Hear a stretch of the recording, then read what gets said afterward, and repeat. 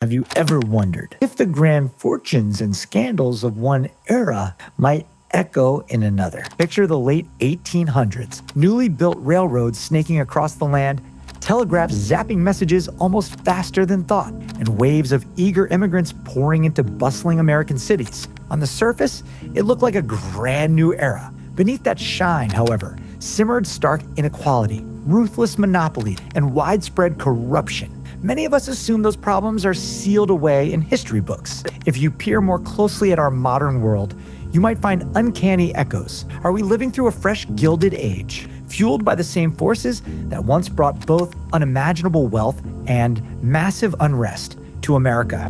During the late 19th century, the United States was ablaze with industrial might. Railroads stitched the coasts together. Steel towers crept ever higher, and tycoons like Vanderbilt, Carnegie, and Rockefeller amassed fortunes large enough to reshape entire industries. Newspapers often celebrated these men as heroes of progress, but behind the glamour was a ruthless battle for monopolies. Through shady deals, cutthroat pricing, and political favors, they seized control of vital resources, oil, rail lines, steel production, until they could set the rules for everyone else. But that golden glow wasn't just about raw ingenuity. After the Civil War, foreign investors poured money into railways, factories, and oil fields, hoping for lucrative returns. With every new mile of track and each fresh oil well, a handful of elites soared to astonishing levels of wealth. Meanwhile, ordinary workers saw their paychecks shrink and workplace safety standards slip. As wealth accumulated at the top, millions of workers toiled in factories or on railroad lines for punishing hours and meager pay. Strikes like the Homestead Clash in 1892 erupted when laborers demanded living wages and decent conditions, only to be met with armed guards. In the cities, political machines like New York's Tammany Hall traded favors for votes, entrenching corruption at every level of government. Meanwhile, marginalized communities, especially African Americans in the segregated South and Native Americans facing forced relocations, suffered immensely under policies that turned a blind eye to injustice. One of the era's most shocking showdowns broke out at Homestead Steel Works, Pennsylvania, in 1892. Andrew Carnegie, the steel magnate, had grown immensely wealthy, but his workers' wages kept declining. Carnegie's right-hand man, Henry Frick, planned to slash wages further and crush union efforts. When 300 armed Pinkerton guards arrived by barge to enforce Frick's will, thousands of outraged laborers and their families were waiting on the riverbank. Shots rang out, and even a makeshift cannon roared. After hours of brutal fighting, 7 workers and 3 Pinkertons were dead. Soon after, the governor deployed 8,500 National Guardsmen to quell the strike.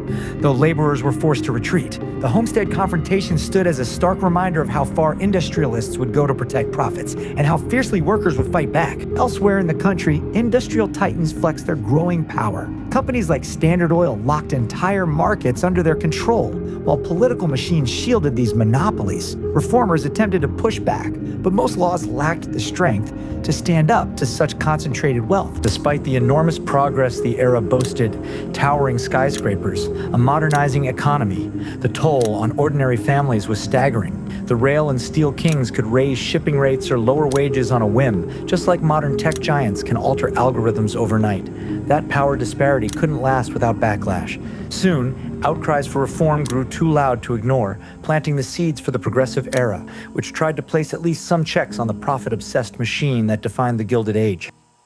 Fast forward to the present, and critics argue we're witnessing a new worldwide Gilded Age, this time powered by digitization, high-tech corporations, and an ever-expanding trend toward privatization. Industries once managed by public agencies, such as water systems, prisons, and parts of public education, have been outsourced to private operators promising efficiency and better funding. In practice, these deals often drive up costs and restrict access for lower-income communities.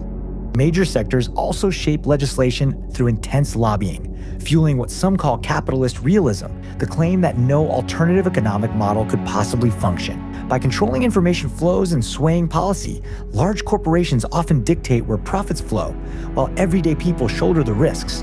Healthcare is a glaring example. Private insurers can deny coverage or price it sky high, placing families on the brink of financial ruin if they fall ill. On the labor front, we're seeing a wave of modern strikes reminiscent of bygone eras. Writers are protesting meager residuals in the streaming age, while Amazon warehouse workers rally for humane schedules and livable wages. In response, employers deploy union-busting campaigns, covertly pushing anti-union messaging, threatening layoffs, or dragging employees into court to block organizing efforts.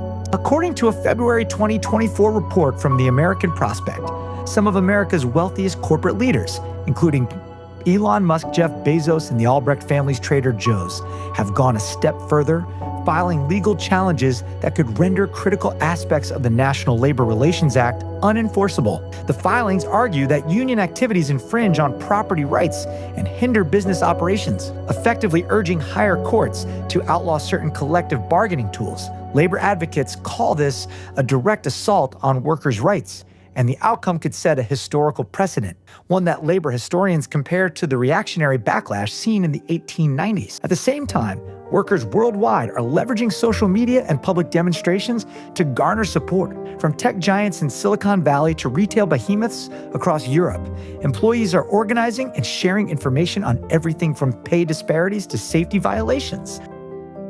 While this growing solidarity might signal a shift toward more equitable workplaces, the battles are far from won.